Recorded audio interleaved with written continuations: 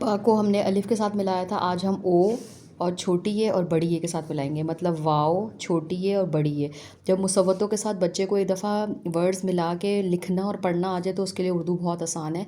पे की क्या आवाज़ आती है? पा। पा ओ पो। पे को वाओ के साथ मिलाया तो ये क्या बन गया? पा ओ पो। पा ओ पो द अदा, पौधा। इसी तरह पा ओ पू र अरा, पूरा। पूरा भी इसको पढ़ सकते हैं, पूरा भी पढ़ सकते हैं, क्योंकि अभी इसके ऊपर हरकत नहीं ना लगी हुई। जब हरकत लग जाती है तो फिर वर्ड के लिए वर्ड पढ़ना आसान हो जाता है। ये भी पा ओ पो के साथ आ रहा है। पा ओ पूरब रब, पूरब। पूरब भी कह सकते हैं, पूरब भी कह सकते हैं। अब ये देखें, पा ओ पो को सीन के साथ मिला दिया। सीन की क्या साउंड है?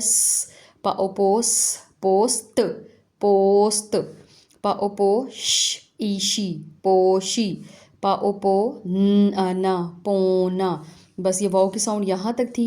अब इसके बता दें उसको कि साउंड इसकी चेंज होगी है। पे की आवाज़ किसके साथ मिलेगी? छोटी ए के साथ। छोटी ए की क्या आवाज़ होती है? ई। पा ई पी त, पीत। त क्या, त की साउंड को आगे लेके चलें। पा ई पी तल तल, पीत तल।